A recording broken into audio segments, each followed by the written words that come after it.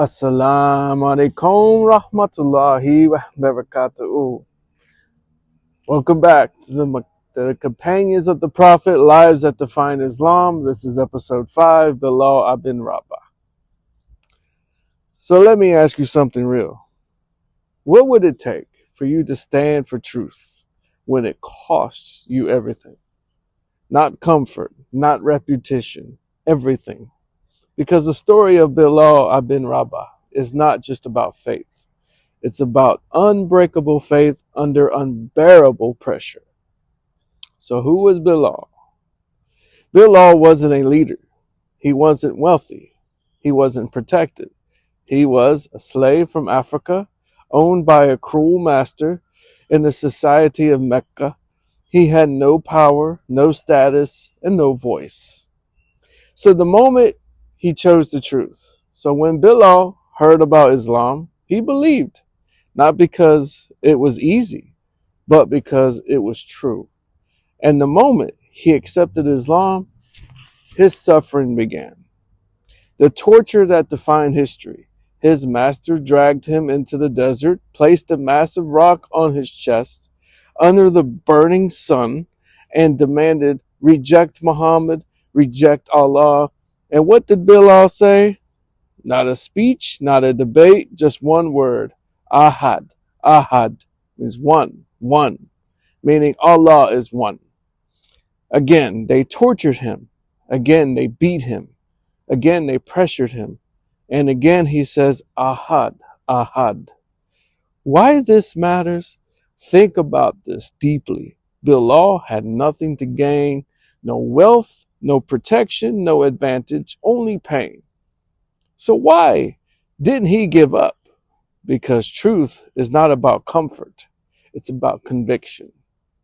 So the man who was set free, eventually Abu Bakr as-Siddiq came and he saw Bilal being tortured and brought his freedom. Not for profit, not for status, for Allah. Bilal was free from slave. To the voice of Islam, years later, Bilal stood on top of the Kaaba, the same place where he was once oppressed, and called out, Allahu Akbar, Allahu Akbar. He became the first muaddin, which is the caller to prayer in Islam. The man with no voice became the voice of Islam. The love of the Prophet Muhammad, peace be upon him, the Prophet Muhammad, peace be upon him, loved Bilal deeply. He once told him, I heard your footsteps in Jannah. Imagine that. A man who was tortured for saying Allah is one is promised paradise. So in today's reflection, people hide their faith to fit in. People can promise truth to avoid discomfort. People stay silent to protect status. But Bilal, he stood firm when standing meant pain.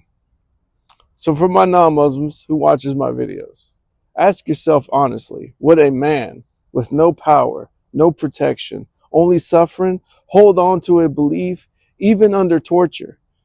If it wasn't true, or does Bilal's story prove something undeniable? That Islam reaches the heart and it transforms it completely. So the lessons we can learn from Bilal: truth is worth sacrifice. Faith is stronger than fear. Status does not define value. Sincerity elevates a person. So in my closing, Bilal didn't just say Allah is one, he lived it through pain, through pressure, through everything.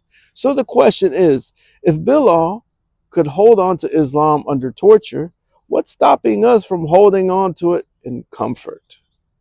So in my next episode 6, this will be about Khalid ibn al-Walid, the man who fought against Islam and became one of its greatest generals.